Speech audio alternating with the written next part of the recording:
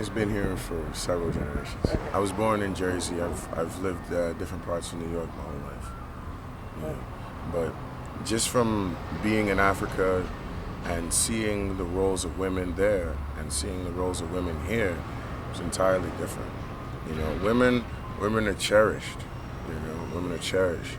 So the notion of, there being some kind of incongruous nature of their relationships doesn't really apply to their culture. It definitely applies here, where, white males essentially dominate every other demographic without question. You know what I mean? It's not equal. Yeah. But that's the cornerstone of Western society. That's the basis of its founding was to support their expansion and their growth. I don't think it's really, in my opinion, an issue of racism. I think it's an issue of a transformation of old ideas that are anathema to the progress of the entire planet. We need to progress and evolve, and we need to let go of things that we perceive to be, and look at the facts simply as they are, if we intend for there to be any meaningful transformation.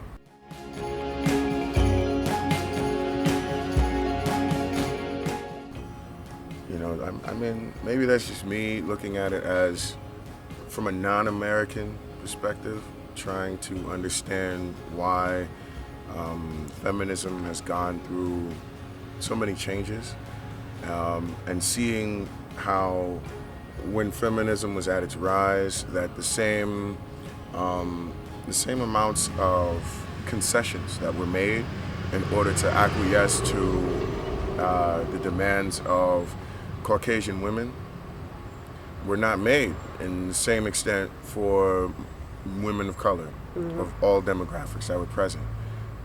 There was a dichotomized, a hierarchical system of feminism.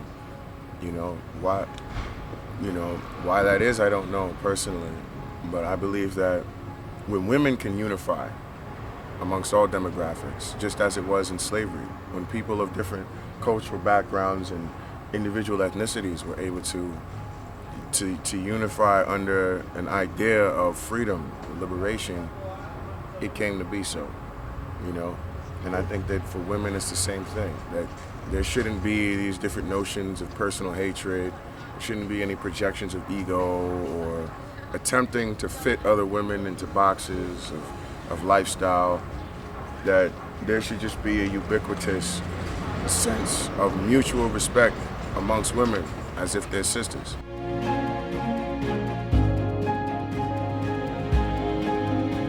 I try to talk to people, and despite all the other stuff that I used to do, like going out into the streets and organizing people, talking to people is almost a form of, it's almost religious as well as mediative.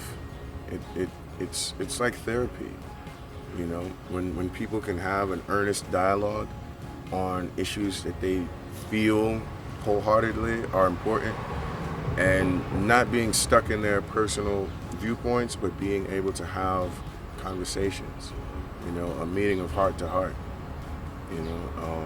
It's good for humans.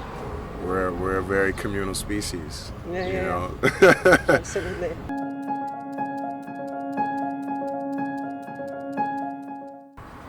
I feel that if everyone took the same measure of personal responsibility, they would find that they have a lot more power in their circumstances than what they initially perceive to be so.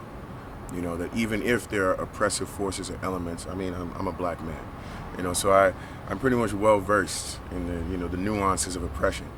But, if a person takes personal responsibility, they usually find that with sacrifice they can still make change. They can still do things that are great. There may be, setbacks and repercussions, but ultimately every human being has the power of transformation in them, of creation, of manifestation in them. And I think it's equal in women and men, even though men came from women. We were women at a point of our gestation. We were women in the womb. Man, made everything you can. Ultimately, they're just opinions. It's what we actually get together and create. What do we do with our opinions? What do we make? What do we help transform? What do we help promote or grow? Those are the things that are important. You know, mindless mental masturbation to me is really what keeps our culture so enmeshed in its issues. We don't really get to solutions. We're so belabored by the issues and problems. You know, we're mired in them. Odyssey. They call me Odyssey. Thank you so much. This is a man. Well,